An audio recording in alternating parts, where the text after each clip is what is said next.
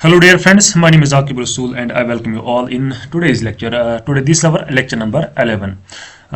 Today we will discuss about the antennas, what is an antenna and what are its different parameters and its types. And what is the impact of these parameters on the performance of antennas. As you know, in last lecture we discussed about the generation of FM wave. उसके बाद जो हमारा next topic है that is detection of FM wave, detection of FM waves. लेकिन जो ये detection of FM waves जो है इसका मैं आपको खाली यहाँ पे कंसेप्ट बताऊंगा कि डिटेक्शन में जो है इसमें क्या होता है, क्या प्रोसेस होती है और कैसी प्रोसेस होती है। उसके बाद डिटेक्शन में आपको different types of demodulation techniques जो है वो आपको पढ़नी है। वो मैं आपको बताऊंगा कि कौन कौन सी टेक्निक है, लेकिन उनमें हमें मतलब ज़्यादा डीप जाने की ज़रूरत नहीं, वो आप सेल्फ स्टडी करके आप पढ़िए और देखिए उनमें क्या क्या मतलब फीचर्स क्या क्या प्रोसेस है। बट हम वो यहाँ पे डिस्कस नहीं करेंगे। मैं आपको यहाँ पे खाली उन टेक्निक्स के जो टाइप्स हैं डीमॉड्यूलेशन टेक्निक्स जो है एफएम की, वो मैं आपको यहाँ पे बताऊंगा कौन कौन सी टेक्निक है। और हम बेसिक कंसेप्ट ऑफ डीमॉड्यूलेशन जो है फ्रीक्वेंसी एफएम वेव का, वो मैं आपको यहाँ पे समझाऊंगा। उसके बाद हम स्टार्ट करेंगे इसी लेक्चर में एंटीनाज क्या होती हैं और इनके डिफरेंट पैरामीटर्स क्या क्या है और उनका क्या इम्पैक्ट रहता है फिर एंटीना की परफॉर्मेंस पे, और जो डिफरेंट टाइप्स ऑफ एंटीनाज जो है वो कौन कौन से हैं। लेकिन वो स्टार्ट करने से पहले हम थोड़ा सा यहाँ पे डिस्कस करेंगे जो डिटेक्शन ऑफ एफएम है वो क्या है। जो एफएम वेव्स है वो कैसे डिटेक्ट हो जाती है, किस पे, रिसीवर एंड पे। डिटेक्शन ऑफ एफएम, ठीक है। तो यहाँ पे हम डिस्कस करेंगे पहले डिटेक्शन ऑफ एफएम। देखिए इससे पहले हमने पढ़ा जो एफएम वेव्स जो होती हैं ये जनरेट कैसे होती हैं, यानी कि जनरेशन ऑफ एफएम वेव्स, ये हमने लास्ट लेक्चर में पढ़ा। अगर आपने अभी तक वो लेक्चर नहीं देखा तो प्लीज़ आप पहले वो देखिए, उसके बाद आप ये वाला लेक्चर देखिए। तो एफएम की जनरेशन जो है ये कहाँ पे होती है, ये होती है ट्रांसमीटर साइड से, और जो डिटेक्शन होती है ये किस साइड से होती है, ये होती है रिसीविंग साइड से। तो ये वाला पोर्शन हमने कंप्लीट किया। तो आज हम देखेंगे कि जो एफएम वेव्स जो होती हैं ये डिटेक्ट कैसे होती है, किसमें, रिसीवर एंड पे। और यहाँ पे क्या होती है, डीमॉड्यूलेशन होती है। क्या होती है, डीमॉड्यूलेशन। तो डीमॉड्यूलेशन क्या है, demodulation is the reverse of modulation. तो डीमॉड्यूलेशन में हम क्या करते हैं, फॉर एग्जांपल हमारी अगर ये एफएम वेव है यहाँ पे, तो एफएम वेव में दो कंपोनेंट्स होते हैं, एक होती है हमारी कैरियर वेव और दूसरी होती है हमारी यहाँ पे मैसेज सिग्नल, जो एक्चुअल में क्या करती है, कैरी करती है इन्फॉर्मेशन। और ये कैरियर इसको हेल्प करती है किसको, इस मैसेज सिग्नल को, इसको क्या करती है, हेल्प करती है पहुंचाने में फ्रॉम ट्रांसमीटर टू रिसीवर। तो डिमॉड्यूलेशन में क्या करते हैं, हम इनको क्या करते हैं, सेपरेट करते हैं, यानी कि कैरियर को अलग हम निकालते हैं और मैसेज सिग्नल को अलग हम निकालते हैं। और ये मैसेज जो है ये फिर हम यूजर तक, जो यूजर्स होंगे उन तक ही हम फिर पहुंचाते हैं एक्चुअल मैसेज जो होगी। तो डिमॉड्यूलेशन में यही चीज होती है, ठीक है। तो यहाँ पे अगर हम देखेंगे डिमॉड्यूलेशन जो डिवाइस करता है उसको हम क्या कहते हैं, उसको हम कहते हैं डिमॉड्यूलेटर। डिमॉड्यूलेटर ये क्या करता है, डिमॉड्यूलेशन। और डिमॉड्यूलेटर्स जो है इनको हम कहते हैं डिस्क्रिमिनेटर्स, भी इनका एक और नाम है डिस्क्रिमिनेटर, या आप यहाँ पे कह सकते हैं डिस्क्रिमिनेटर, ठीक है। तो फिर यहाँ पे बहुत सारे टाइप्स ऑफ डिस्क्रिमिनेटर्स हैं, वो हम आगे देखेंगे कौन कौन सा है। देखिए लेकिन अब अगर हम यहाँ पे बेसिक कंसेप्ट देखेंगे कि एफएम मॉड्यूलेशन में होता क्या है। देखिए जो अगर हम यहाँ पे एफएम मॉड्यूलेटर की बात करेंगे, ये क्या होता है, ये होता है, इसको हम कहेंगे फ्रीक्वेंसी टू एम्पलीट्यूड चेंजर। यानी कि ये करता है फ्रीक्वेंसीज को किन में चेंज करता है, एम्पलीट्यूड में चेंज करता है। वो हम देखेंगे कैसे करता है। देखिए फॉर एग्जांपल हमारे पास एक वेव है, क्या है हमारे पास वेव। मैं आपको यहाँ पे डिमॉड्यूलेशन की मतलब टेक्निक यहाँ प्रोसेस दिखाऊंगा कि होता क्या है इसमें एक्चुअली। फॉर एग्जांपल आप मान लीजिए ये एक क्या है, ये एक एफएम वेव है, एफएम वेव।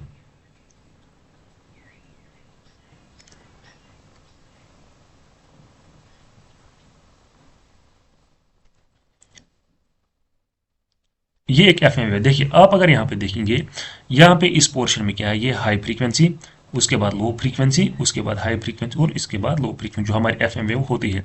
तो एफएम वेव में हम क्या करते हैं, यहाँ पे हम खाली वेरी करते हैं फ्रीक्वेंसी, एम्पलीट्यूड यहाँ पे सेम रहता है। तो कांस्टेंट रहता है एम्पलीट्यूड, लेकिन वेरी क्या करता है यहाँ पे फ्रीक्वेंसी, तो उसी को हम कहते हैं एफएम वेव, जहाँ पे कैरियर की फ्रीक्वेंसी को हम यहाँ पे वेरी करते हैं। देखिए अब अगर हमें यहाँ से क्या करनी है, एक्सट्रैक्ट करनी है अपनी मैसेज सिग्नल, इस एफएम वेव से हमें करनी है एक्सट्रैक्ट अपनी मैसेज सिग्नल।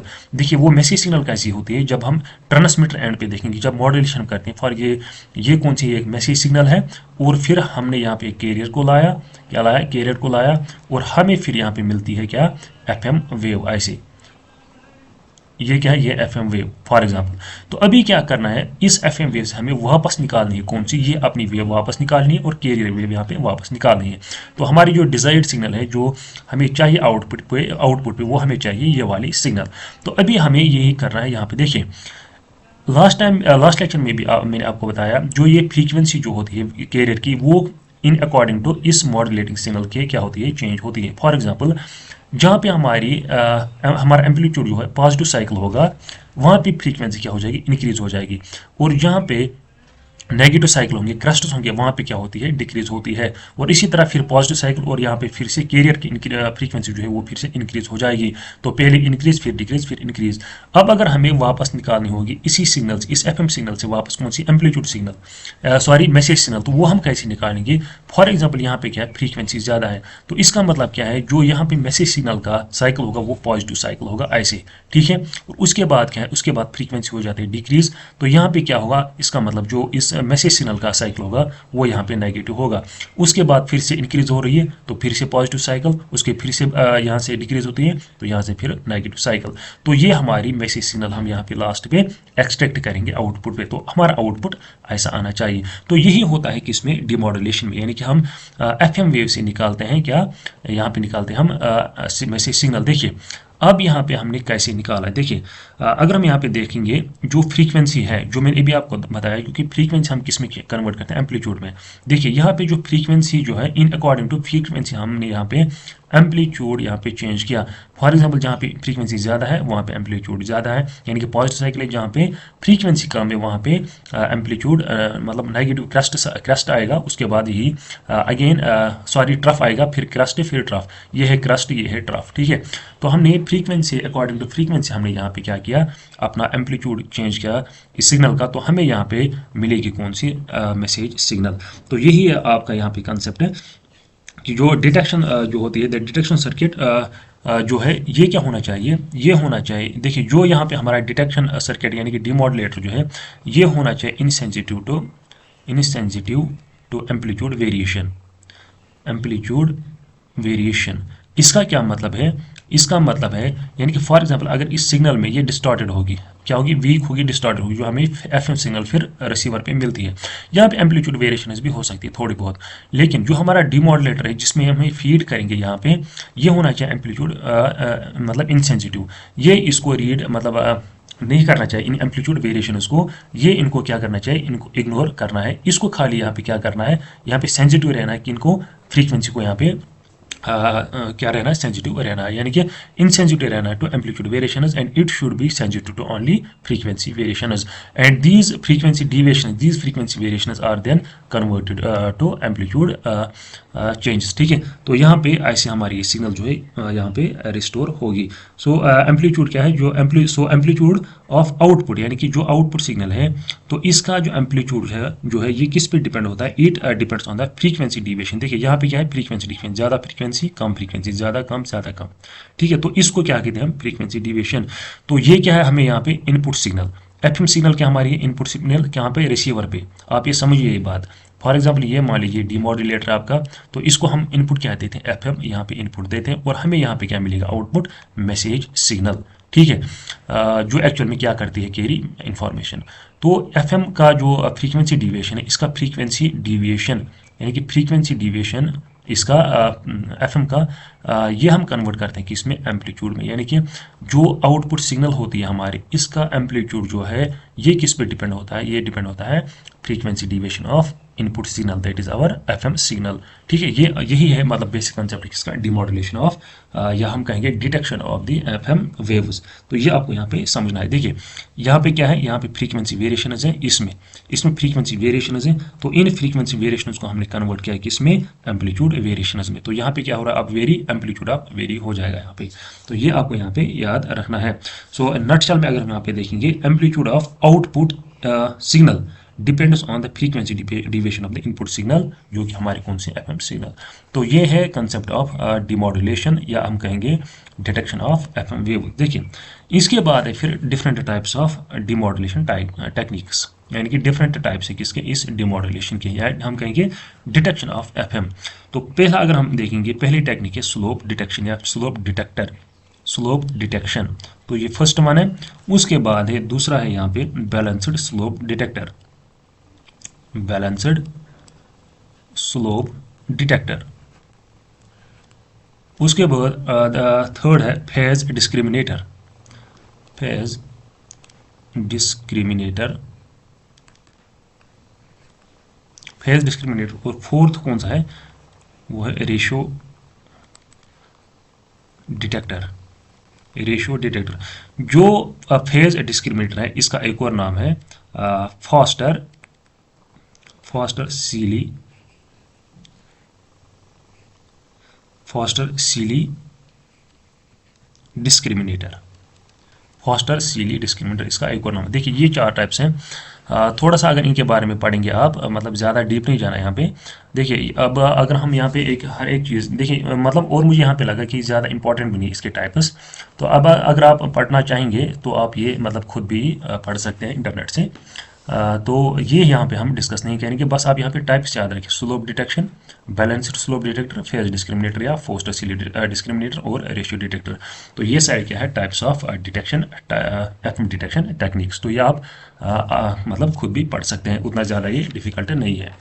तो आज का जो हमारा मेन टॉपिक रहेगा वो रहेगा एंटीनास, यानी कि एंटीना क्या होता है और डिफरेंट टाइप्स ऑफ एंटीनास, और बाकी जो है पैरामीटर्स एंटीनास जो है वो हम यहाँ पे डिस्कस करेंगे एक एक करके। देखिए अगर हम यहाँ पे एंटीना की डेफिनेशन देखेंगे, एंटीना क्या होता है, एंटीना इज अ डिवाइस। तो ये क्या device, that converts electrical energy into electromagnetic waves and vice versa. It plays a crucial role in transmitting and receiving signals in various communication systems, including radio, television, and mobile networks. देखिए अगर हम यहाँ पे पहले definition देखेंगे, antenna क्या है, antenna एक डिवाइस है। क्या है, एंटीना एक डिवाइस है जो क्या करता है, इलेक्ट्रिक एनर्जी को कन्वर्ट करता है किसमें, इलेक्ट्रोमैग्नेटिक वेव्स में। तो ये इसकी फंक्शन है, इलेक्ट्रिक एनर्जी को कन्वर्ट करना इलेक्ट्रोमैग्नेटिक वेव्स में। तो ये आपको याद रखना है। एंड वाइस वर्सा, और इसका एक और फंक्शन है, यानी कि इसकी रिवर्स ऑप्शन है कि इलेक्ट्रोमैग्नेटिक वेव्स को ये इलेक्ट्रिक एनर्जी में भी कन्वर्ट करता है। तो लास्ट लेक्चर में हमने पढ़ा था ट्रांसड्यूसर, ट्रांसड्यूसर क्या होता है। तो ट्रांसड्यूसर की अगर हम यहाँ पे डेफिनेशन देखेंगे, transducer is a type of device that converts one energy form to another energy form, यानी कि एक एनर्जी को दूसरी एनर्जी में ये कन्वर्ट करता है। तो फॉर एग्जांपल हमारे पास अगर साउंड एनर्जी है और इस साउंड एनर्जी को अगर हम करेंगे इलेक्ट्रिकल एनर्जी में कन्वर्ट, जो डिवाइस करेगा उसको हम कहेंगे ट्रांसड्यूसर। इसी तरह यहाँ पे भी क्या होता है, एंटीना क्या करता है, ये करता है एक एनर्जी को कन्वर्ट इनटू अनदर फॉर्म। इसी तरह मतलब यानी कि इलेक्ट्रिक एनर्जी को इलेक्ट्रोमैग्नेटिक वेव्स में या इलेक्ट्रोमैग्नेटिक वेव्स को इलेक्ट्रिक फील्ड में, ठीक है, इलेक्ट्रिक एनर्जी में ये कन्वर्ट करता है। तो इसका मतलब क्या है, जो एंटीना है, एंटीना इज अ ट्रांसड्यूसर, यानी कि it acts as a transducer. तो एंटीना भी क्या है, ये एक ट्रांसड्यूसर है। तो ये बात आपको यहाँ पे याद रखनी है। तो इसका यहाँ पे मेन इसकी मेन फंक्शन जो है to convert electric energy to into EM waves and vice versa. देखिए अब ये क्या मतलब वाइस वर्सा जो है ये हम क्यों कहते हैं। फॉर एग्जाम्पल आपका यहाँ पे ट्रांसमीटर है और ट्रांसमीटर पे आपका यहाँ पे लगा है एंटीना, और यहाँ पे दूसरा आपका रिसीवर है और यहाँ पे भी क्या लगा है आपका एंटीना। तो यहाँ पे क्या होगा, ये इस एंटीना को मिलेगी यहाँ पे इलेक्ट्रिक सिग्नल, यानी कि इलेक्ट्रिक एनर्जी कौन प्रोवाइड इसको करेगा, ये ट्रांसमीटर करेगा। तो ये इस इलेक्ट्रिक एनर्जी को यहाँ पे EM वेव्स में यहाँ पे ट्रांसमिट करेगा, यानी कि कन्वर्ट करेगा, और ये फिर इसको रेडिएट करेगा। और जब यही वेव जब पहुंच जाएंगे रिसीवर के पास, तो इस रिसीवर को क्या मिलेगा यहाँ पे इनपुट, इसको मिलेंगे यहाँ पे यही EM वेव्स। और ये रिसीविंग एंटीना जो क्या है, ये क्या करेगा, ये इन EM वेव्स को कन्वर्ट करेगा इलेक्ट्रिकल सिग्नल्स में या इलेक्ट्रिक एनर्जी में, और इनको फिर फॉरवर्ड करेगा to receiver and receiver circuit को, ठीक है। तो ये क्या करता है, ट्रांसमिटिंग एंड पे करता है ये electric energy to electromagnetic waves, और रिसीविंग एंड पे electromagnetic waves into electric energy. तो ये चीज आपको यहाँ पे याद रखना है। So antenna acts as a transducer. देखिए ये इनकी इसकी फर्स्ट फंक्शन है to convert electric energy into electromagnetic waves या एंड वाइस वर्सा। इसके बाद क्या करता है, इसकी एक और फंक्शन है, वो है transmission and reception of EM wave. देखिए यहाँ पे इसने क्या किया, ट्रांसमिट की इसने क्या की, transmitted the EM waves, and यहाँ पे रिसीविंग साइड पे क्या किया इसने रिसेप्शन की, यानी कि रिसीव्ड दी इलेक्ट्रोमैग्नेटिक वेव्स। तो इसकी दूसरी फंक्शन है, it also performs the transmission and reception of EM waves. So ये क्या है, इसकी सेकंड क्या है, सेकंड मतलब फंक्शन। लेकिन अब अगर हम यहाँ पे इसकी फिजिकल स्ट्रक्चर अगर हम यहाँ पे देखें, फिजिकल स्ट्रक्चर इसका क्या होता है। देखिए इसका फिजिकल स्ट्रक्चर जो है ये यहाँ पे एक मेटालिक ऑब्जेक्ट की तरह होता है। Metallic object, metallic object, metallic object. और ये मेटालिक ऑब्जेक्ट क्या हो सकता है, ये एक सिंपल वायर हो सकती है, या ये एक ग्रुप ऑफ वायर्स भी हो सकता है, ग्रुप ऑफ वायर्स ये भी हो सकता है, या कोई भी प्लेट हो सकता है, या कोई भी मेटालिक बॉडी हो सकती है। तो ये क्या है इसका फिजिकल स्ट्रक्चर। तो ये क्या होता है, मेटालिक ऑब्जेक्ट किस शेप में, वायर शेप में, या ग्रुप ऑफ वायर्स, या ये हो सकता है किसी भी प्लेट शेप में। तो आगे हम ये देखेंगे इसका फिजिकल स्ट्रक्चर भी क्या है। तो करता क्या है, it converts the high frequency current into EM waves and vice वर्सा, यानी कि जो ये इलेक्ट्रिक एनर्जी होती है ये किस फॉर्म में होती है, ये होती है in the form of high frequency currents में, जिनको हम कहते हैं एसी। आपने यूनिट नंबर 4th में पढ़ा होगा, जो आया सर आपको पढ़ा रहे, एसी अल्टरनेटिंग करंट जो है इसका फिर क्या इफेक्ट, मैग्नेटिक इफेक्ट है, ठीक है। तो वो हम यहाँ पे डिस्कस करेंगे। तो मेन मकसद है एंटीना का यही कि it converts electric energy to electromagnetic waves. और इलेक्ट्रिक एनर्जी क्या होती है अल्टरनेटिंग करंट, यानी कि एसी हम जिसको कहते हैं, ठीक। तो एंटीना जो है, एंटीनाज को हम एक और नाम से जानते हैं, वो है एरियल। हम एरियल भी यहाँ पे टर्म यूज कर सकते हैं, किसकी जगह पे, एंटीना। एंटीना को हम एरियल भी यहाँ पे कह सकते हैं, ठीक है। तो ये आपको यहाँ पे याद रखना। तो ये है कुछ बेसिक पॉइंट्स एंटीना के। एंटीना के फंक्शन क्या है, तो ट्रांसमिटिंग करता है और रिसीविंग करता है। और कहाँ कहाँ पे यूज़ करते हैं, रेडियो में, या टेलीविज़न में, मोबाइल नेटवर्क्स में, वाईफाई में, है ना। तो बहुत सारे एप्लीकेशन में हम इनको यूज़ करते हैं। और ये क्या है, फिजिकल स्ट्रक्चर क्या है इसका, मेटलिक ऑब्जेक्ट हो सकता है, वायर हो सकता है, सिंपल वायर हो सकती है ऐसे, या दो वायर्स हो सकते हैं ऐसे, हो सकते हैं दो वायर्स, या कोई मेटालिक ऑब्जेक्ट जो है वो ऐसे हो सकता है, प्लेट हो सकता है, जैसे आपने डिश एंटीना का ये देखा होगा अपने घरों में, वो भी क्या है, वो भी एक एंटीना ही है, ठीक है। तो अगर हम यहाँ पे अभी फिजिकल स्ट्रक्चर यहाँ पे दिखा तो मैं कुछ इमेजेस एंटीनाज की। तो डिफरेंट टाइप्स ऑफ एंटीनाज जो हैं वो होते हैं हमारे पास, जो हम यूज़ करते हैं कम्युनिकेशन सिस्टम में। देखिए ये आप अगर देखेंगे, ये हम मतलब पहले यूज़ करते थे, हमारे टीवी जो होते थे वो ब्लैक एंड वाइट टीवीज़ या कलर टीवीज़ हुआ करते थे पहले। तो ऐसे टाइप्स ऑफ एंटीना जो हैं हम यूज़ करते थे। इसी तरह ये भी एक टाइप का एंटीना, ये वाला जो है ये हमारे, आपने अक्सर टावर्स पे देखा होगा, जियो के, एयरटेल के, बीएसएनएल के, इनको कहते हैं माइक्रोवेव एंटीनास हम इनको कहते हैं, ठीक है। और इसी तरह ये लंबे लंबे जो है इनको कहते हैं हम जीएसएम एंटीनाज। ये किस लिए हम यूज़ करते हैं, इसी के साथ जो हम मोबाइल यूज़र जो होते हैं इसी के साथ कनेक्टेड होते हैं, जो यहाँ पे कॉलिंग वगैरह करते हैं।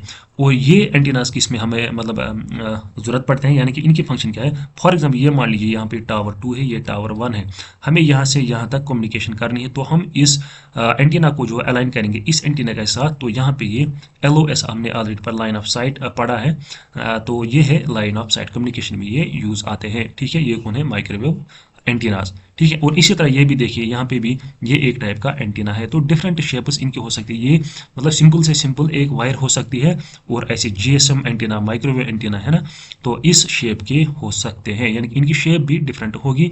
और जो शेप जो है इनकी भी मतलब क्या, वो रेडिएशन पैटर्न पे डिपेंड होती है, यानी कि रेडिएशन पैटर्न कैसा होना है वो हम आगे पढ़ेंगे, डिफरेंट टाइप्स ऑफ एंटीनास। तो लेकिन फिलहाल आप यही याद रखें, ये क्या है, डिफरेंट शेप्स के हो सकते हैं, वायर भी हो सकती है, या ये कोई मेटालिक बॉडी भी हो सकती है, ठीक है, या 2 वायर्स, पैरेलल वायर्स भी ये हो सकती है, ठीक।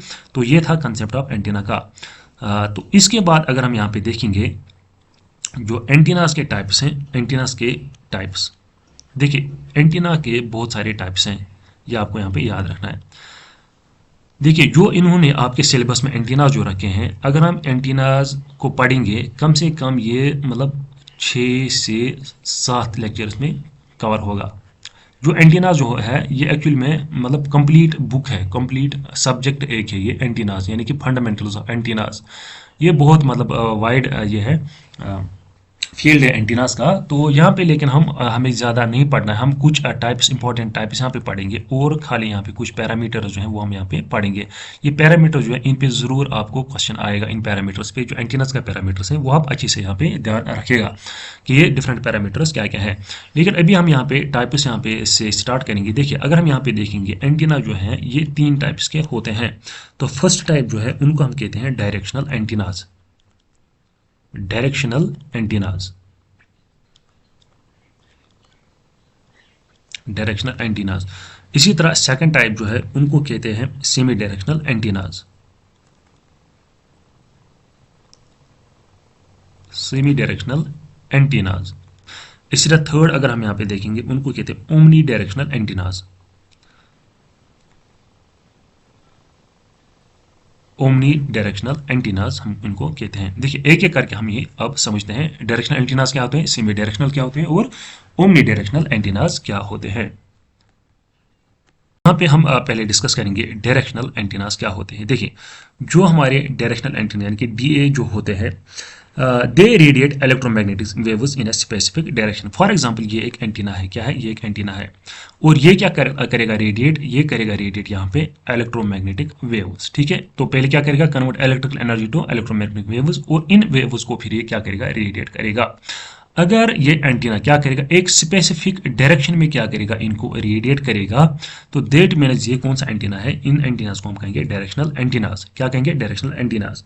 और ये क्या करते हैं, ये एक मतलब फोकस्ड यानी कि नैरो बीम ऑफ रेडिएशन जो है वो यहाँ पे हमें प्रोवाइड करते हैं। फॉर एग्जाम्पल ये अगर एंटीना है यहाँ पे हमारा, तो ये क्या हमें देंगे एक फोकस्ड क्या है मतलब ऐसा एक रेडिएशन पैटर्न देंगे और इस डायरेक्शन में क्या करेंगे ये रेडिएट करेंगे ईएम वेव्स। ठीक है, और बाकी डायरेक्शन में ये ईएम वेव्स जो है यहाँ पे रेडिएट नहीं करेंगे, यानी एक पर्टिकुलर डायरेक्शन में क्या करेंगे ये यहाँ पे रेडिएट करेंगे ईएम वेव्स। तो सो दैट इनको हम कहेंगे डायरेक्शनल एंटीनास। आप यहाँ पे मतलब नाम से भी यहाँ पे देख सकते हैं इनका नाम ही क्या है डायरेक्शनल एंटीनास। तो ये आपको यहाँ पे याद रखना है। देखिए जो इनका जो रेडिएशन पैटर्न होता है यानी कि ईएम वेव्स जो होती है ये बहुत ही स्ट्रांग होता है इनका रेडिएशन पैटर्न। तो इस वजह से क्या करते हैं हम इनको हम करते हैं यूज लॉन्ग डिस्टेंस में, यानी कि लॉन्ग डिस्टेंस कम्युनिकेशन में हम इनको यहाँ पे यूज करते हैं। फॉर एग्जाम्पल आप एग्जाम्पल एक लीजिए, फॉर एग्जाम्पल ये एक टॉर्च है आपके पास और ये क्या करते हैं इमिट करते हैं यहाँ पे लाइट, क्या करती है लाइट यहाँ पे इमिट करते हैं। फॉर एग्जाम्पल ये एक पर्टिकुलर डायरेक्शन में क्या करेगी लाइट यहाँ पे इमिट, तो ये लाइट जो है ये दूर दूर तक यहाँ पे बहुत डिस्टेंस कवर करेगी। लेकिन अब अगर मतलब इसके बदले हम कोई ऐसा सोर्स यहाँ पे रखेंगे लाइट ऑफ सोर्स जो यहाँ पे हर किसी डायरेक्शन में क्या करेगा यहाँ पे रेडिएट करेगा, तो ये लाइट जो है ये ज़्यादा दूर तक नहीं पहुँच पाएगी। अगर आप मतलब यहाँ पे लाइव एग्जांपल लेंगे तो इसी तरह जो है ये डायरेक्शनल एंटीनास जो है ये हम क्या करते हैं ये एक मतलब फोकस्ड नैरो बीम यहाँ पे एक प्रोवाइड करते हैं हमें ईएम वेव्स की। तो इस वजह से हम इनको फिर लॉन्ग डिस्टेंस में यहाँ पे यूज़ करते हैं क्योंकि ये लॉन्ग डिस्टेंस यहाँ पे कवर करते हैं ये ईएम वेव्स। तो इस वजह से क्या है हम इनको करते हैं लॉन्ग डिस्टेंस कम्युनिकेशन में यूज़। उसके बाद है फिर सेकंड टाइप जो है वो है semi directional antennas, semi directional antennas. तो सेमी डायरेक्शनल एंटीनास क्या होते हैं, देखिए जो सेमी डायरेक्शनल एंटीनास होते हैं ये भी एक स्पेसिफिक डायरेक्शन में क्या करते हैं रेडिएट करते हैं, लेकिन इनका जो बैंड विड्थ है यानी कि BW बैंड विड्थ जो है इनकी वो ज़्यादा होती है किनसे इन डायरेक्शनल एंटीना से, यानी कि इनकी विड्थ जो है इस पैटर्न की जो विड्थ है रेडिएशन पैटर्न की इसकी विड्थ ज़्यादा होगी than this directional antennas pattern. तो ये है मेन डिफरेंस के बीच directional antennas and semi directional antennas के बीच में। तो यहाँ पे क्या होगा ये ज़्यादा एरिया यहाँ पे कवर करेगा यानी कि it covers large area then this directional antenna. तो इस वजह से जो सेमी डायरेक्शनल एंटीनास जो हैं ये हम यूज़ करते हैं वायरलेस नेटवर्क्स में, वायरलेस नेटवर्क या हम कहेंगे सेल्यूलर नेटवर्क्स में हम ये यूज़ करते हैं, यानी कि हमारे टावर्स जो होते हैं जो उन पे GSM टावर्स ये लगे होते हैं। फॉर एग्जांपल ये जो है ये हाँ एक एग्जांपल मैं आपको दूंगा।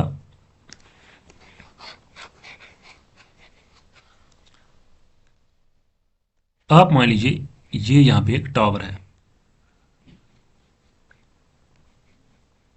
ये एक टावर है और इस टावर पे लगे हैं 3 एंटीनाज यहाँ पे लगे होते हैं। फॉर एग्जांपल एक डायरेक्शन में एक और एक लगा है इस डायरेक्शन में और एक लगा है इस डायरेक्शन में, ठीक है।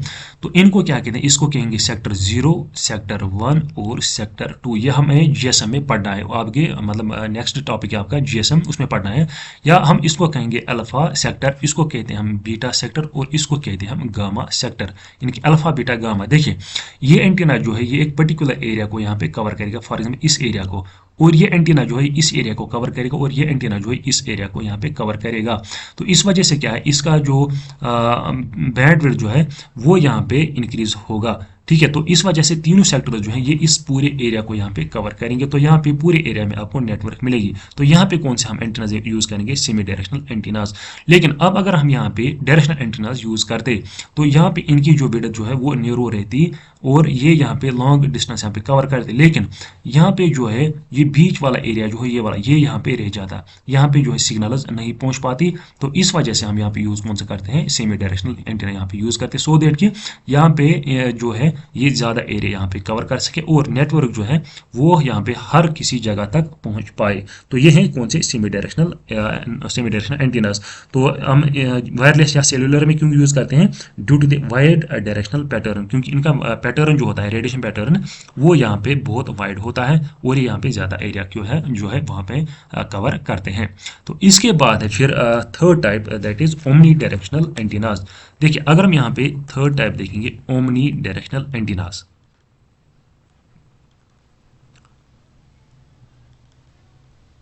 Omni directional antenna. तो ओमनी डायरेक्शनल एंटीनास को होते हैं, ये ऐसे एंटीनास होते हैं जो रेडिएट करते हैं equally, they radiate equally in all horizontal directions. तो ये हॉरिजॉन्टल डायरेक्शन में क्या करते हैं, रेडिएट करते हैं। देखिए अगर हम इसका ये देखेंगे कवरेज एरिया, ये 360 डिग्री एरिया जो है वो यहाँ पे कवर करते हैं। फॉर एग्जांपल ये मान लीजिए एक एंटीना है, तो ये कहाँ से मतलब इसका रेडिएशन पैटर्न जो होगा यहाँ से यहाँ से यहाँ से यहाँ से, यानी कि हर एक डायरेक्शन में ये यहाँ पे एरिया कवर करेगा, यानी कि पूरा 360 डिग्री यहाँ पे ये कवर करेगा। फॉर एग्जाम्पल ये अगर एंटीना है तो यहाँ से लेके यहाँ से, ये देखिए ये 90 डिग्री एंगल है, ये है 180 डिग्री एंगल, और ये कौन सा है यहाँ पे 270 और फिर यहाँ पे 360 एंगल। तो पूरा यहाँ से लेके यहाँ तक कि पूरा एरिया जो है यहाँ पे कवर करेगा। तो इस वजह से हम कहेंगे यहाँ पे ये कितना एरिया कवर करेगा, 360 डिग्री एरिया यहाँ पे ये कवर करेगा। और ये हम कहाँ पे यूज़ करेंगे, जहाँ पे हमें यूनिफॉर्म कवरेज चाहिए, यूनिफॉर्म कवरेज जहाँ पे हमें चाहिए, यानी कि फॉर एग्जाम्पल आपका यहाँ पे श्रीनगर में रेडियो स्टेशन है, और रेडियो स्टेशन कहाँ पे, श्रीनगर में, और यहाँ पे कौन सा स्टेशन है, फॉर एग्जाम्पल एफएम का स्टेशन है 102.6 मेगाहर्ट्ज का यहाँ पे स्टेशन है, ठीक है। वो यहाँ पे ये रेडिएट करता है यहाँ पे एंटीना। तो फॉर एग्जांपल यहाँ पे साउथ कश्मीर या यहाँ पे नॉर्थ कश्मीर, यहाँ पे इसी तरह बाकी सारे कश्मीर के एरिया जो हैं, तो ये एफएम स्टेशन जो हैं हर किसी जगह पे यहाँ पे पहुँच जाएंगे। क्यों, क्योंकि जो हम यहाँ पे एंटीना लगाते हैं वो यूनिफॉर्मली रेडिएट करता है इन एम वेव्स को, सो देट कि जो ये एम वेव्स जो है ये हर किसी कोने पे पहुँच जाए।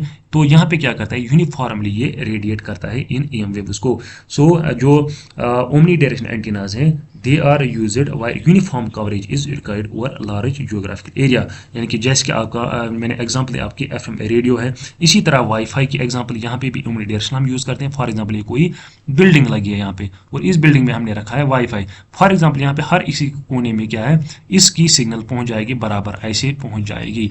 तो यहाँ पे भी क्या हमें चाहिए, यूनिफॉर्म हमें कवरेज यहाँ पे चाहिए। तो यहाँ पे भी हम क्या करेंगे यूज़, यहाँ पे भी हम करेंगे यूज़ ओमनी डायरेक्शनल एंटीनाज, ठीक है। तो ये आपको यहाँ पे समझना है। तो इनका जो रेडिएशन पैटर्न जो है वो कैसा होता है, वो होता है डोनट जो होता है, यानी कि वो बिस्किट टाइप, ऐसा डोनट जैसा जो इसका पैटर्न होता है, ये वो बिस्किट एक जैसा आपने देखा होगा। तो इसी की शेप का जो है यहाँ पे इसका रेडिएशन पैटर्न होता है डोनट, ठीक है। तो इसका शेप रेडिएशन पैटर्न जो है वो इसी टाइप का होता है, यानी कि यूनिफॉर्मली ये 360 डिग्रीज यहाँ पे कवर करता है और यूनिफॉर्मली जो अपनी एम वेव्स है वो यहाँ पे रेडिएट करता है। तो ये क्या था, ये थे टाइप्स ऑफ एंटीनाज। तो इसके बाद अगर हम देखेंगे जो एंटीनाज जो हैं ये कैसे काम करते हैं, हाउ डू एंटीनाज वर्क। तो अब हम यहाँ पे देखेंगे एंटीनाज जो है ये काम कैसे करते हैं, यानी कि हाउ डू एंटीनाज वर्क, ठीक है। तो पहले हम ये समझेंगे, इसके बाद हम फिर डिफरेंट जो पैरामीटर्स जो हैं वो भी हम यहाँ पे समझेंगे, और डिफरेंट रेडिएशन पैटर्न जो हैं वो कैसे होते हैं, किस एंटीना का क्या रेडिएशन पैटर्न होता है। देखिए हम सेटअप वाइज यहाँ पे समझेंगे ये। देखिए अगर हम सेटअप 1 यहाँ पे देखेंगे, जो एंटीना जो है ये क्या करता है। देखिए पहले इसको मिलता है एसी सिग्नल, यानी अल्टरनेटिंग करंट इसको मिलता है यहाँ पे, और प्रोवाइड कौन करता है इसको, रिसीविंग सर्किट। हमने ऑलरेडी पढ़ा था पिछली बार, जो एफएम जनरेशन का लेक्चर हमने देखा था, उसमें ब्लॉक डायग्राम देखी थी हमने किसकी, ट्रांसमीटर की। तो ट्रांसमीटर में क्या होता है, फॉर एग्जांपल ये एक ट्रांसमीटर है, और यहाँ पे क्या लगा होता है, यहाँ पे एंटीना एक यहाँ पे लगा होता है, और ये एंटीना जो है ये यहाँ पे एसी यहाँ पे सिग्नल यहाँ पे रिसीव करता है, और यहाँ पे वो इसमें फीड हो जाती है, और ये एंटीना क्या करता है, इन एसी यानी कि इस इलेक्ट्रिकल, एसी क्या है, ये इलेक्ट्रिकल एनर्जी है, इसको एक कन्वर्ट फिर करता है फिर इलेक्ट्रोमैग्नेटिक वेव्स में, and then it radiates these electromagnetic waves into the space और एटमॉस्फेयर। तो ये है स्टेप 1। तो स्टेप 1 में क्या होता है, transmitter supplies an AC signal to antenna, and जो ये एंटीना है ये क्या करता है, क्रिएट करता है यहाँ पे ऑसिलेटिंग इलेक्ट्रिक फील्ड। क्या करता है, ये ऑसिलेटिंग इलेक्ट्रिक फील्ड यहाँ पे एंटीना में क्या करता है, कन्वर्ट मतलब इनको कन्वर्ट करता है, यानी कि क्रिएट करता है यहाँ पे एक इलेक्ट्रिक फील्ड यहाँ पे कन्वर्ट करता है। और इसके बाद स्टेप 2 में क्या होता है, फिर जो ये ऑसिलेटिंग इलेक्ट्रिक फील्ड होता है, ठीक है, जो वेरिंग इलेक्ट्रिक फील्ड होता है, ये प्रोड्यूस करता है मतलब मैग्नेटिक फील्ड, यानी कि B stands for electric field, यानी कि वेरिंग मैग्नेटिक फील्ड यहाँ पे क्रिएट करता है। आपने ये एसी में पढ़ा होगा, जो आपके 4th यूनिट में है, यानी कि जो ऑसिलेटिंग इलेक्ट्रिक फील्ड अगर होगा कहीं पे किसी सर्किट में, तो ये क्रिएट करता है यहाँ पे, यानी कि प्रोड्यूस करता है मैग्नेटिक फील्ड, यानी कि टाइम वेरिंग मैग्नेटिक फील्ड यहाँ पे ये क्रिएट करता है। और फिर यहाँ पे इनका कंबाइन इफेक्ट होता है, तो हमें क्या मिलेगी, फिर यहाँ पे हमें मिलेगी यहाँ पे ईएम वेव। ऑलरेडी हमने पढ़ा था बेसिक कंसेप्ट इसमें, तब मैंने इसीलिए आपको पढ़ाया था ईएम वेव क्या होती है, इलेक्ट्रोमैग्नेटिक स्पेक्ट्रम क्या होता है, ताकि आगे वाले कंसेप्ट जो है वहाँ पे ये यूज होंगे। तो इलेक्ट्रोमैग्नेटिक वेव हमने ऑलरेडी पढ़ी है। इलेक्ट्रोमैग्नेटिक वेव में क्या होता है, उसमें इलेक्ट्रो फील्ड होता है, और प्लस होता है उसमें क्या, magnetic field, and both are perpendicular to each other and perpendicular to the direction of propagation, जिस डायरेक्शन में वो ईएम वेव चलेगी। तो यहाँ पे क्या है, एंटीना कन्वर्ट करता है क्या, इस एसी को किसमें कन्वर्ट करता है, इलेक्ट्रोमैग्नेटिक वेव्स में। और कैसे करता है, पहले यहाँ पे क्या, इसको यहाँ पे ट्रांसमीटर क्या सप्लाई करता है, एसी यहाँ पे सप्लाई करता है, और एसी सिग्नल क्या करता है, फिर इस एसी सिग्नल से क्या करता है, ये इलेक्ट्रिक फील्ड यहाँ पे क्रिएट करता है, और इलेक्ट्रिक फील्ड फिर क्या क्रिएट करेगा, यहाँ पे मैग्नेटिक फील्ड क्रिएट करेगा, और हमें मिलेगी यहाँ पे एक इलेक्ट्रोमैग्नेटिक वेव। ठीक है, so this combine effect of electromagnetic and electric field and magnetic field जो है वो यहाँ पे इमिट करेगी यहाँ पे फिर ईएम वेव। तो ये आपको यहाँ पे समझना है। उसके बाद स्टेप 3 है, ये ईएम वेव जो है ये फिर ये क्या करता है, रेडिएट करता है, यानी कि ट्रांसमिट करता है किसमें, स्पेस में फिर ये ट्रांसमिट करता है।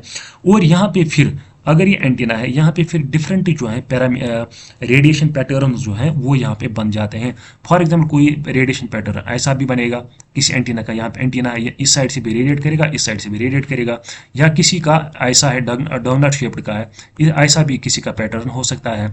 ठीक है, या किसी का ऐसा भी हो सकता है, यहाँ पे मेजर लोब, यहाँ पे माइनर लोब, यहाँ पे साइड लोब्स। तो यहाँ पे भी ऐसे भी ये एक एंटीना जो है रेडिएट कर सकता है एनर्जी। तो ये पिक्टोरियल डायग्राम है, यानी कि एनर्जी की, यानी ईएम वेव की, कि एक एंटीना कैसी जो है रेडिएट कर सकता है अपनी एनर्जी।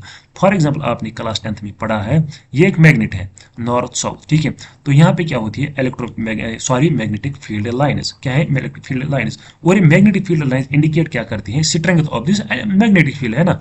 तो ये पिक्टोरियल यानी कि डायग्राम है, यानी कि डायग्रामेटिकल रिप्रेजेंटेशन है किसकी, मैग्नेटिक फील्ड की। ठीक है, इसी तरह अगर हम इलेक्ट्रिक फील्ड की बात करेंगे, इलेक्ट्रिक फील्ड लाइन्स जो होती है एक चार्ज की, इसी तरह इन द सेम वे जो एंटीना जो है इसका एक रेडिएशन पैटर्न होता है। और ये रेडिएशन पैटर्न क्या होता है, it is a diagrammatical representation of radiation energy, यानी कि ये रेडिएट जो करता है एनर्जी, एम वेव्स जो रेडिएट करता है, उनकी डायग्रामेटिकल रिप्रेजेंटेशन को हम कहते हैं रेडिएशन पैटर्न। और ये रेडिएशन पैटर्न किस पे डिपेंड होता है, कि कैसा रेडिएशन पैटर्न होगा किस एंटीना का, यानी कि ऐसा भी हो सकता है, ऐसा भी हो सकता है, ऐसा भी हो सकता है, ऐसा भी हो सकता है, and it depends on the shape, यानी कि डिजाइन ऑफ एंटीना, जो एंटीना का डिजाइन जो है वो कैसा होगा। ऑलरेडी मैंने आपको बताया, एक एंटीना ऐसा भी हो सकता है, ऐसे डिफरेंट वायर्स, इसी तरह एक एंटीना ऐसा भी हो सकता है। ठीक है, और एक एंटीना ऐसा भी हो सकता है। ठीक है, या एक एंटीना ऐसा भी हो सकता है। तो इन डिफरेंट एंटीनास का होगा जो है डिफरेंट रेडिएशन पैटर्न यहाँ पे होगा। तो स्टेप नंबर 3 में क्या होगा, स्टेप नंबर 3 में ये होता है एंटीना जो है ये रेडिएट करता है फिर यहाँ पे इलेक्ट्रोमैग्नेटिक वेव्स। तो आई होप ये आपको समझ आया होगा। इसके बाद क्या है, फिर इसके बाद है फिर स्टेप नंबर 4। तो स्टेप नंबर 4 में क्या होता है, यही इलेक्ट्रोमैग्नेटिक वेव्स जब ये ट्रांसमीटर सॉरी ये एंटीना जो प्रेजेंट होता है कहाँ पे, ट्रांसमिटिंग साइड पे प्रेजेंट होता है, और यही जो वेव्स है ये कहाँ पे पहुंच जाती है, फिर ये पहुंच जाती है फिर रिसीविंग एंड पे। फॉर एग्जाम्पल ये क्या है, ये ट्रांसमिटिंग एंटीना और यहाँ पे लगा है फिर हमारा रिसीविंग एंटीना। तो ये ईएम वेव्स फिर कहाँ पहुंच जाएंगे, इस रिसीविंग एंटीना पहुंच जाएंगे। तो फिर यहाँ पे क्या होगा, ये ईएम वेव्स जो है ये इंड्यूस करेंगे इस रिसीविंग एंटीना में अल्टरनेटिंग करंट एसी यहाँ पे इंड्यूस करेंगे, और ये एसी फिर फीड होता है किसमें, हमारी रिसीविंग रिसीवर में। और ये रिसीवर फिर क्या करता है, यहाँ पे इसको फर्दर प्रोसेस करता है, डिमॉड्यूलेशन करता है, बाकी प्रोसेस करता है, तो या एम्पलीफिकेशन करता है, यहाँ पे एम्पलीफायर्स भी लगे होते हैं, ठीक है। तो इस एसी को ये फिर कन्वर्ट करता है किसमें, ईएम वेव्स में, सॉरी यहाँ पे मैसेज सिग्नल यानी कि मैसेज सिग्नल में वापस फिर ये कन्वर्ट करता है, ठीक है। तो ये क्या है, रिसीविंग एंटीना। तो यही 4 स्टेप्स हैं। तो स्टेप फर्स्ट में क्या होता है, स्टेप फर्स्ट में एसी सिग्नल होता है कन्वर्ट ईएम इलेक्ट्रिक फील्ड में। स्टेप 2 में इलेक्ट्रिक फील्ड क्या प्रोड्यूस करता है, फिर मैग्नेटिक फील्ड करता है प्रोड्यूस, और यहाँ पे फिर बन जाती है ईएम वेव। और स्टेप 3 में फिर इमिट हो जाती है यानी कि रेडिएट हो जाती है वही ईएम वेव। स्टेप 4 में रिसीव हो जाती है ईएम वेव फिर रिसीविंग एंटीना पे, और फिर फाइनली क्या है, फाइनली हमें फिर यहाँ पे मैसेज सिग्नल रिसीव होगी आफ्टर डिमॉड्यूलेशन। तो ये थी क्या प्रोसेस ऑफ क्या है एंटीना, मतलब कैसे रेडिएट करते हैं, कैसे यहाँ पे रिसीव करते हैं, कैसे ट्रांसमिट करते हैं ईएम वेव्स।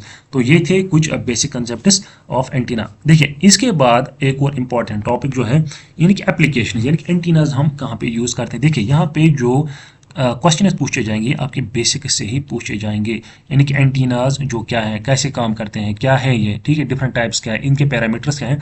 तो पहले हम यहाँ पे डिस्कस करेंगे कुछ बेसिक पॉइंट्स। देखिए अब अगर हम यहाँ पे एंटीनाज की एप्लीकेशन यहाँ पे डिस्कस करेंगे, एप्लीकेशन ऑफ एंटीनाज क्या क्या है और कहाँ कहाँ पे हम ये यूज़ करते हैं। देखिए हम कुछ एप्लीकेशन देखेंगे। तो मेन क्या है जो एप्लीकेशन है इनकी कहाँ पे, कम्युनिकेशन सिस्टम में। तो कम्युनिकेशन सिस्टम में हम ये यूज़ करते हैं। देखिए कम्युनिकेशन सिस्टम में भी फिर डिफरेंट फील्ड्स हैं लाइक मोबाइल एंड वाईफाई। तो मोबाइल कम्युनिकेशन में हम यूज़ करते हैं या वाईफाई में भी हम ये यूज़ करते हैं एंटीनास। तो देखिए आपने घर में, आपके घरों में लगे होंगे वो राउटर्स लगे होंगे, उनके एंटीना ऐसे इस टाइप के होते हैं ना।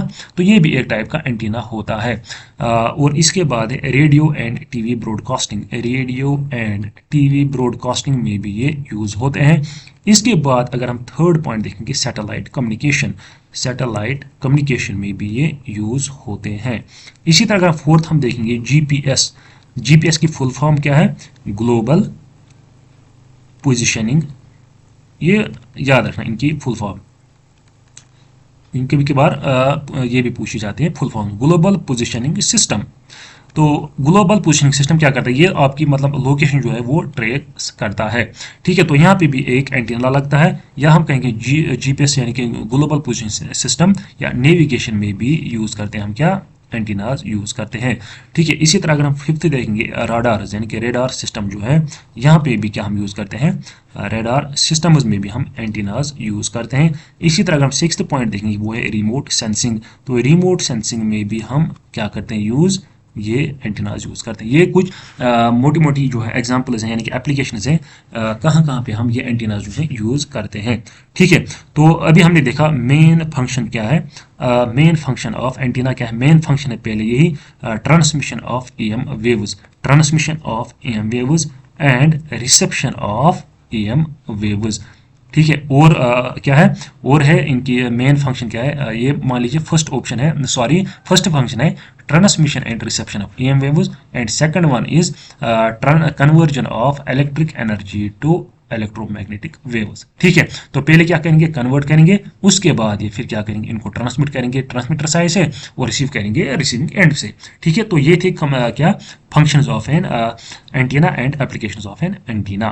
तो आई होप ये आपको समझ आया होगा। तो इसके बाद अगर हम यहाँ पे देखेंगे, देखिए अब अगर आप बताएंगे यहाँ पे जो एंटीना है ये किसने डिस्कवर किया, यानी सॉरी इन्वेंट किया, तो ये कौन थे, ये थे हेनरिक हर्ट्ज।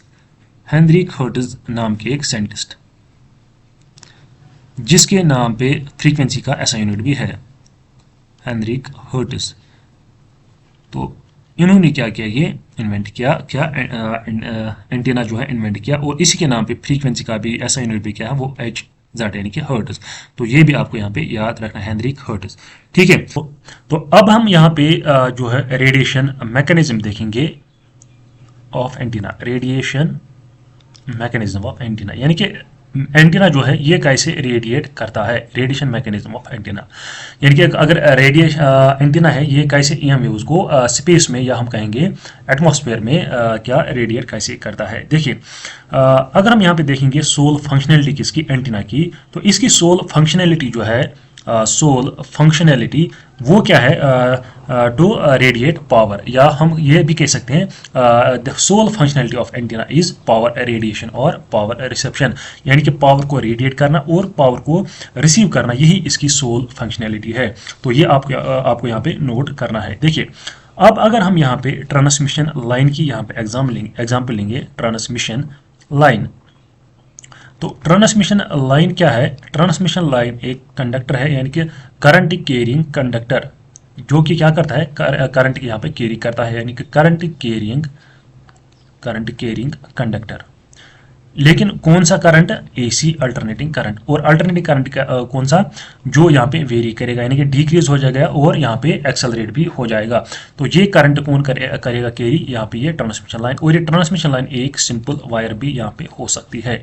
ठीक है, जब इसमें इस ट्रांसमिशन लाइन के थ्रू क्या करेगा, यहाँ पे करंट यहाँ पे पास होगा, फ्लो होगा, तो यहाँ पे क्या होगा, ये यहाँ पे जनरेट करेगा मैग्नेटिक फील्ड, और यहाँ पे क्या बन जाएगी हमारी, यहाँ पे हमारी बन जाएंगी इलेक्ट्रोमैग्नेटिक वेव्स, और वो इलेक्ट्रोमैग्नेटिक वेव्स जो है इस कंडक्टर के थ्रू फिर यहाँ पे पास होंगे, और ये करता है act as a wave guide. तो वेव गाइड क्या होता है, वेव गाइड ऐसा एक डिवाइस है जो वेव्स को क्या करेगा, गाइड करेगा, यानी कि उनको फिर क्या करेगा, प्रोपेगेट करेगा, एक स्पेसिफिक डायरेक्शन में यहाँ पे रेडिएट कराएगा।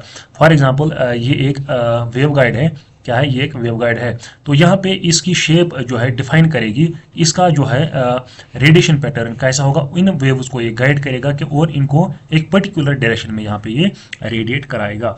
तो ट्रांसमिशन लाइन जो है, for a transmission line to become a wave guide और टू रेडिएट पावर, यहाँ पे कुछ स्पेसिफिकेशंस हैं, यानी कि इसकी यानी कि जो हमारी ट्रांसमिशन लाइन है इसका जो डिज़ाइन है वो कैसा होना चाहिए। देखिए फॉर एग्जांपल अगर ये पैरेलल लाइन, ये कि एक ट्रांसमिशन लाइन है, और इसके थ्रू अगर अल्टरनेटिंग करंट पास हो जाएगा, तो यहाँ पे क्या करेगा, ये यहाँ पे रेडिएट करेगा ईएम वेव्स, लेकिन जो वो ईएम वेव्स है उनकी स्ट्रेंथ जो है वो बहुत ही कम होगी, यानी कि इनके यहाँ पे बहुत कम ये रेडिएट कर पाएगा ईएम वेव्स। लेकिन अब अगर हम ये जो एंड्स हैं इसके, इनको बेंड करेंगे, क्या करेंगे, बेंड करेंगे यहाँ पे थोड़ा सा, तो इसकी ईएम वेव्स जो है वो ऐसी, मतलब ऐसा रेडिएशन पैटर्न देखने को हमें मिलेगा, क्योंकि यहाँ पे जो एंड्स जो है इस ट्रांसमिशन लाइन की वो एक्सपोज हो गई किसको, एटमॉस्फेयर को, और यहाँ पे ऐसा रेडिएशन पैटर्न बन गया, और यहाँ पे ज़्यादा ईएम वेव्स जो है वो यहाँ पे रेडिएट होंगी। लेकिन इसके बाद अब अगर हम इनको और बेंड करेंगे इन वायर्स को, यानी कि ऐसे कि हम यहाँ पे 90 डिग्री का एंगल यहाँ पे बनाएंगे, यानी कि 90 डिग्री यहाँ पे बेंड करेंगे, इसको भी 90 डिग्री और इसको भी 90 डिग्री बेंड करेंगे, तो इसका रेडिएशन पैटर्न जो है वो कुछ ऐसा बनेगा। तो यहाँ पे जो है रेडिएशन जो है, यानी कि वो यहाँ पे ईएम वेव्स का रेडिएशन जो है वो यहाँ पे इंक्रीज हो गया, तो जितना हम यहाँ पे बेंड करेंगे उतना क्या होगा, यहाँ पे ईएम वेव्स यहाँ पे ज़्यादा क्या होंगी, रेडिएट होंगी। तो ऐसा हमें यहाँ पे ये मिलेगा। ठीक है, सो जितना हम इस डिवाइस को, यानी कि इस ट्रांसमिशन लाइन को क्या करेंगे, बेंड करेंगे to radiate, then it is called a wave guide. तो इसको क्या हम कहेंगे, इसको हम कहेंगे वेव गाइड। तो ये ट्रांसमिशन लाइन जो है it will act as a wave guide, क्यों, क्योंकि इन वेव्स को क्या करती है, गाइड करती है, और इनको फिर एक पर्टिकुलर डायरेक्शन में यहाँ पे रेडिएट करती है। तो वेव गाइड क्या होता है, अभी मैंने आपको बताया, ये एक हॉलो ट्यूब लाइक होता है, क्या, हॉलो ट्यूब लाइक स्ट्रक्चर। ठीक है, जो कि ये मेटालिक भी हो सकता है, क्या हो सकता है, मेटालिक भी हो सकता है। और जो ट्रांसमिशन लाइन जो है ये भी एक क्या है, स्पेशल फॉर्म ऑफ क्या है, वेव गाइड भी है, या हम कहेंगे देखिए, तो वेव गाइड क्या है, ये एक हॉलो ट्यूब है जो गाइड करता है इन ईएम वेव्स को, and it acts like an antenna. ठीक, तो वेव गाइड जो है ये भी एक टाइप का एंटीना ही होता है, और ट्रांसमिशन लाइन जो है ये भी क्या है, एंटीना ही होता है। तो this transmission line it acts as a wave guide and both यानी कि ट्रांसमिशन लाइन और वेव गाइड दोनों क्या करते हैं, एक्ट एज एन एंटीना। ठीक है, तो ये आपको यहाँ पे याद रखना है कि कैसे एक एंटीना जो है यहाँ पे रेडिएट करता है इन EM वेव्स को। तो ये आपको यहाँ पे याद रखना है। तो जितना हम यहाँ पे बेंड करेंगे इनको, इन वायरस को, तो इतना मतलब यहाँ पे ज़्यादा ये रेडिएट कर पाएंगे। जितना यहाँ पे इनको देखिए, पहले क्या थे हमारे स्ट्रेट, तो बहुत कम यहाँ पे EM वेव्स रेडिएट करेंगे ये। और इसके बाद अगर हम क्या करें, थोड़ा सा बेंड करेंगे तो यहाँ पे रेडिएशन पावर इंक्रीज हो जाएगा। और अब अगर हम यहाँ पे ज़्यादा ही करेंगे इनको, इनके 90 डिग्रीज बेंड करेंगे, तो यहाँ पे रेडिएशन पावर जो है वो यहाँ पे इंक्रीज होगा। लेकिन अब यहाँ पे एक कंसेप्ट है, फॉर एग्जाम्पल जो ये एंटीना लेंथ है, क्या है, एंटीना लेंथ है, यानी कि इन दो वायरस की लेंथ जो है, अब अगर इसकी लेंथ जो है ये होगी बराबर किसके, लेमडा डिवाइडेड बाई 2, यानी कि इनको अगर हम मेजर करेंगे in terms of wave length, और इन वायरस की जो फुल लेंथ है लेमडा डिवाइडेड बाई 2 है, तो इस टाइप के एंटीना को हम कहेंगे half wave dipole. Half wave dipole, तो डाइपोल जो है आगे आपको पढ़ना है, यानी कि हाफ वेव डाइपोल एंटीना जो है ये क्या है, एक फंक्शन कैसे करता है, ये भी आपको आगे पढ़ना है। लेकिन फिलहाल आप ये याद रखिए, जो इनकी कंडक्टर्स की लेंथ जो होगी, अगर ये किसके बराबर होगी, लेमडा अपॉन 2, यानी कि वेव लेंथ में हम इसको मेजर करेंगे, तो ऐसे एंटीना को हम कहेंगे हाफ वेव डाइपोल एंटीना। तो ये आपको यहाँ पे याद रखना है। तो हमने क्या क्या पढ़ा, फंक्शंस ऑफ एंटीना देखी क्या क्या है, इसी तरह हमने एप्लीकेशन देखी इनकी, और यहाँ पे रेडिएशन मैकेनिज्म भी हमने देखा कैसा है। ठीक है, देखिए अब अगर हम यहाँ पे देखेंगे रेडिएशन पैटर्न कैसा है एंटीना, देखिए हम कुछ रेडिएशन पैटर्न यहाँ पे देखेंगे। रेडिएशन, देखिए रेडिएशन मैकेनिज्म हमने देखा, अब हम देखेंगे रेडिएशन पैटर्न। देखिए हमने अभी एग्जांपल एक सिंपल ट्रांसमिशन लाइन की, और वो फिर कैसे यहाँ पे रेडिएट करती है EM वेव्स को। अब हम यहाँ पे देखेंगे कुछ रेडिएशन पैटर्न। देखिए रेडिएशन पैटर्न क्या, ये एक प्रॉपर्टी है एक एंटीना की, यानी कि प्रॉपर्टी ऑफ एंटीना, और डिफरेंट एंटीना का डिफरेंट रेडिएशन पैटर्न होता है, और वो किस पे डिपेंड है, they depends on the design of antenna, कि एंटीना का जो डिजाइन है वो कैसा होगा, उसी पे डिपेंड है कौन से एंटीना का क्या रेडिएशन पैटर्न होगा। ठीक है, so this radiation pattern describes how the antenna radiates EM waves in space, यानी कि how the antenna radiates EM waves in space. तो ये कौन करता है, ये डिस्क्राइब करता है ये रेडिएशन पैटर्न।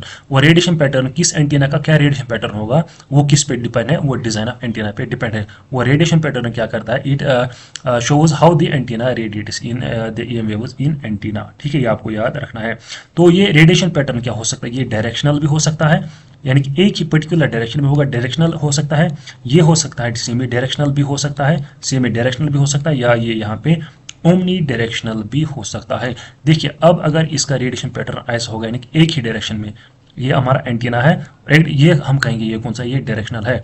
अब अगर यहाँ पे होगा सेमी डायरेक्शनल, तो सेमी डायरेक्शनल कुछ ऐसा होगा, यानी कि इसकी बैंड जो है वो ज़्यादा होगा।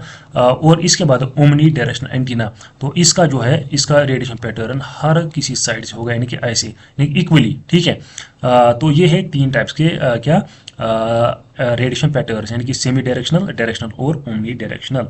ठीक है, सो जो रेडिएशन फॉर एग्जांपल यहाँ पे एनर्जी जो है, एनर्जी जो रेडिएट करेगा एंटीना, इसको हम रिप्रेजेंट करते हैं, it is represented by the radiation pattern. तो रेडिएशन पैटर्न जैसे हम electric magnetic field, for example electric field या मैग्नेटिक फील्ड जो है, ये हम करते हैं इलेक्ट्रिक फील्ड लाइंस और मैग्नेटिक फील्ड लाइंस में रिप्रेजेंट। ठीक है, तो इसी तरह जो एनर्जी रेडिएटेड बाय या EM waves radiated by this antenna is represented by this radiation pattern. तो ये आपको यहाँ पे याद रखना है। ठीक है, और रेडिएशन पैटर्न क्या है, these are diagrammatical representations, diagrammatical representation, diagrammatical representation of radiating energy या रेडिएटेड एनर्जी, ये आपको यहाँ पे याद रखना है, रेडिएटेड एनर्जी। तो ये क्या है, प्रॉपर्टी ऑफ एनर्जी। और हर किसी एंटीना का डिफरेंट क्या होता है, यहाँ पे रेडिएशन पैटर्न होता है, और वो किस पे डिपेंड होता है, डिजाइन पे डिपेंड होता है। ऑलरेडी मैंने आपको ये बताया। ठीक है, देखिए अब हम यहाँ पे कुछ एग्जाम्पल्स लेंगे। फॉर एग्जाम्पल ये एक एंटीना है, ये क्या एंटीना है, इसका रेडिएशन पैटर्न ऐसा भी हो सकता है, इसका रेडिएशन ऐसा भी हो सकता है, यानी कि 2 डायरेक्शंस में क्या करेगा, ये रेडिएट करेगा ऐसे, यानी कि ऐसी एनर्जी रेडिएट या ऐसी करेगा, ये एक सिचुएशन है। इसी तरह फॉर एग्जांपल अगर हम यहाँ पे ट्रांसमिशन लाइन लेंगे, ऐसा सिंपल हाफ वेव डाइपोल लेंगे, तो इसका रेडिएशन पैटर्न जो वो ऐसा हो सकता है, ठीक है, ये इसका रेडिएशन पैटर्न है किसका, हाफ वेव डायपोल। तो हाफ वेव डायपोल क्या होता है, जब ट्रांसमिशन लाइन की लेंथ जो है वो किसके बराबर होगा, लैम्डा डिवाइडेड बाय 2,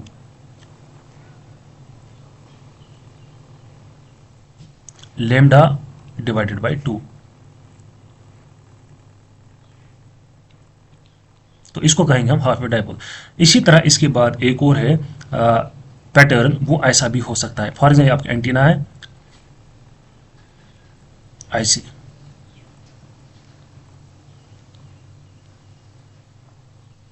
ठीक है, ऐसा भी हो सकता है आपका रेडिएशन पैटर्न। देखिए इस वाले लोब को, ये वाला, इसको हम कहते हैं मेन लोब, इसको कहते हैं हम मेन लोब, मेन लोब। और ये जो है ये वाले या ये वाले साइड में, इनको कहते हैं साइड लोब्स, इनको कहते हैं हम साइड लोब्स। और ये जो बैक एंड वाला है यानी कि पीछे से है, इसको कहते हैं हम बैक लोब, बैक लोब। क्या कहते हैं, बैक लोब। ये क्या है, एक रेडिएशन पैटर्न है, आप समझ लीजिए कि है क्या ये एक रेडिएशन पैटर्न है एक एंटीना का। एंटीना का ये हम एग्जांपल पे लेंगे। ये है मेन लोब, क्या ये है मेन लोब, ये है बैक लोब, और ये क्या है, ये साइड लोब, ठीक है।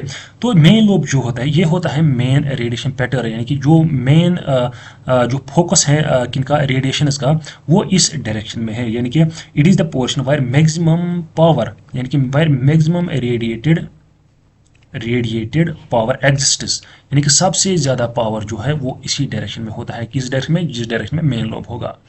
और जो ये साइड लोब्स होते हैं और ये बैक लोब होता है, यहाँ से होता है वेस्टेड पावर। जो हमारा पावर वेस्ट हो जाता है वो कहाँ से होता है, एक तो बैक लोब साइड से और साइड लोब। लेकिन जो मेन पावर जो रेडिएट होता है, जो मैक्सिमम होता है, वो किसमें होता है, वो मेन लोब की डायरेक्शन में होता है। यानी कि ये क्या देता है हमें, यहाँ पे रेडिएशन पैटर्न हमें एक्चुअली डायरेक्शन देता है किसकी, रेडिएटेड पावर की।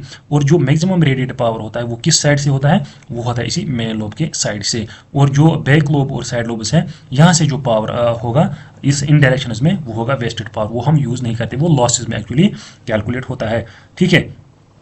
तो यहाँ पे फिर बाकी भी कंसेप्ट आपको पढ़ना है, गेन पढ़ना है, डायरेक्टिविटी पढ़ना है, वो भी हम आगे डिस्कस करेंगे। लेकिन यहाँ पे आपको याद रखना है मेन लोब किसको, कौन सा पोर्शन है, wire maximum radiate power exists. तो ये आपको यहाँ पे याद रखना है। इसके बाद कौन सा है, इसके बाद है बैक लोब और साइड लोब। तो यहाँ से कौन सा पावर होता है, वेस्टेड पावर होता है, वायर पावर इज वेस्टेड। तो ये different types of radiation patterns हो सकते हैं।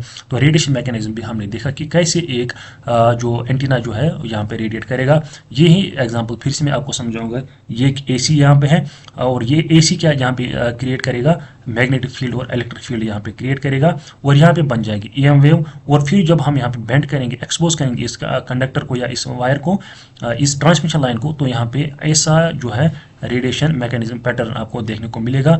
जितना बेंड करेंगे उतना यहाँ चाहे जितना हम एक्सपोज यहाँ पे इन कंडक्टर्स को करेंगे, उतना यहाँ पे पावर या जो है रेडिएशन यहाँ पे रेडिएट होंगी।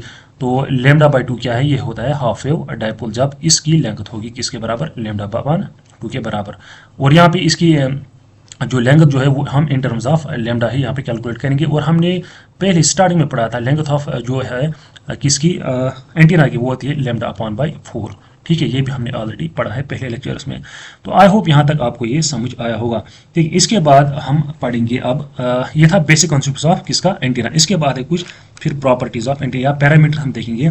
पैरामीटर्स में क्या था, गेन आता है आपका, इसी तरह आपकी बैंडविड्थ आती है, डायरेक्टिविटी आती है, पावर गेन आता है, इसी तरह पोलराइजेशन आती है, पोलराइजेशन क्या होती है, ठीक है। इसी तरह हम फिर पढ़ेंगे एंटीना एफिशिएंसी क्या होती है, ठीक है। इसी तरह हम देखेंगे फिर बीम विड्थ क्या होती है, ठीक। इसी तरह एक और है फिर इम्पेडेंस मैचिंग क्या होती है, इम्पेडेंस मैचिंग का क्या रोल है इसमें ट्रांसमिशन में, ठीक है। इसी तरह VSWR क्या होता है, यानी कि वोल्टेज स्टैटिक वेव रेशियो वो क्या होता है। इसी तरह अपर्चर एफिशिएंसी क्या होती है, रेडिएशन इंटेंसिटी क्या होती है, ये सारा हम अलग अलग मतलब एक एक करके यहाँ पे देखेंगे। लेकिन यहाँ पे हम सारी जो ये है प्रॉपर्टीज़ हैं एंटीना की, वो हम आज कंप्लीट नहीं कर पाएंगे, वो हम नेक्स्ट लेक्चर में देखेंगे। और फिर टाइप्स ऑफ एंटीनाज भी हम कवर करेंगे। लेकिन मतलब 3 लेक्चर्स में टोटल एंटीना जो हम यहाँ पे कवर करेंगे। तो अब हम समझेंगे रेडिएशन इंटेंसिटी जो है वो क्या होती है, radiation intensity of antenna, radiation intensity of antenna, ठीक है। तो अगर हम यहाँ पे रेडिएशन इंटेंसिटी की डेफिनेशन देखेंगे, it is the power per unit solid angle, यानी कि power radiated by antenna per unit solid angle, per unit solid angle, यानी कि कितना पावर जो है एक एंटीना रेडिएट करेगा per unit solid angle.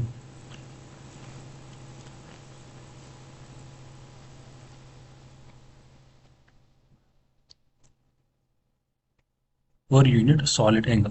तो ये आपको यहाँ पे इसकी डेफिनेशन याद रखनी है। So radiation intensity is defined as the power radiated by antenna per unit solid angle. तो ये आपको यहाँ पे याद रखना है। देखिए, और इसको हम डिनोट कैसे करते हैं, यू से।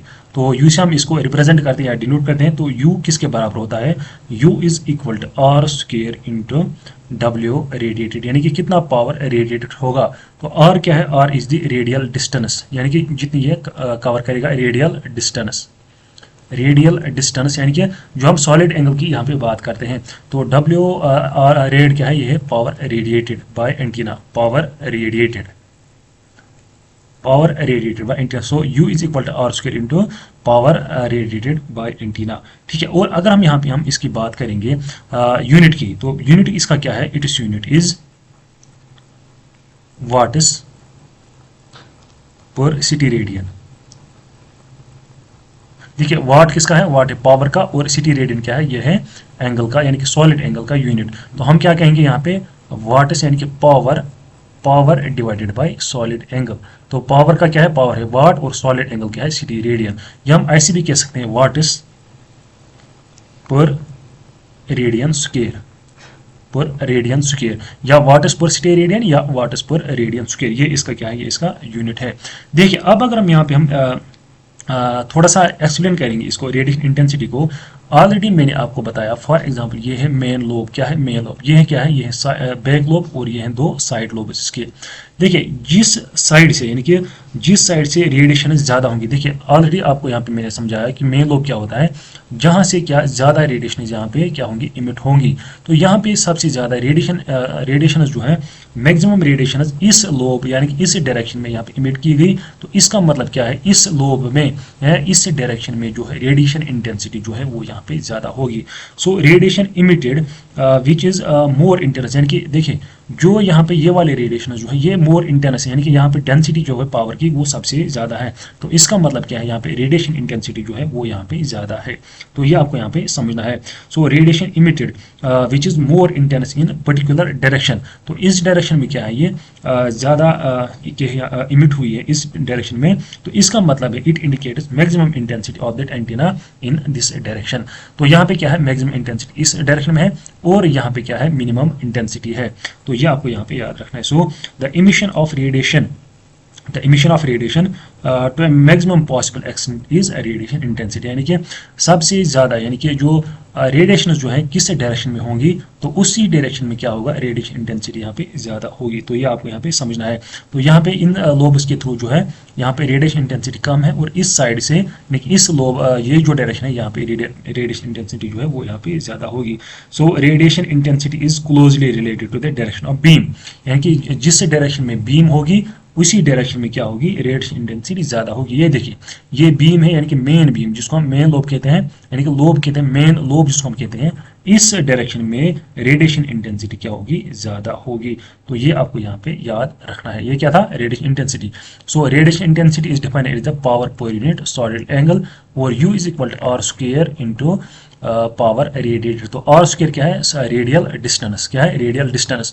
तो इसका यूनिट क्या है, वाट्स पर सिटी रेडियन या वाट्स पर स्क्वायर रेडियन। ठीक है, तो जिस डायरेक्शन में क्या होगा, जिस डायरेक्शन में रेडिएशन ज़्यादा होंगी उस डायरेक्शन में रेडिएशन इंटेंसिटी जो है वो यहाँ पे ज़्यादा होगी। ठीक है, तो ये था रेडिएशन इंटेंसिटी। देखिए, और भी बहुत सारे पैरामीटर्स हैं जो कि मैंने ऑलरेडी बताया आपको, गेन है, इसी तरह डायरेक्टिविटी है, बैंडविड्थ है। तो अभी हम डिस्कस करेंगे जो नेक्स्ट जो इसका पैरामीटर है वो क्या है, वो है बैंडविड्थ ऑफ एंटीना। देखिए, बैंडविड्थ हमने ऑलरेडी डिस्कस किया, बैंडविड्थ क्या होती है। तो सेम कंसेप्ट यहाँ पे भी है। देखिए, हर किसी एंटीना की जो बैंडविड्थ है वो डिफरेंट होती है, यानी कि स्पेसिफिक होती है हर किसी एंटीना की बैंडविड्थ।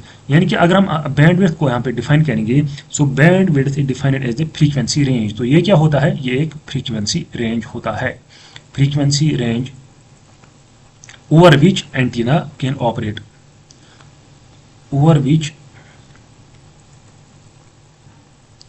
antenna can ऑपरेट, ये आपको याद रखना। तो bandwidth is the range of frequencies range of frequencies over which antenna can operate.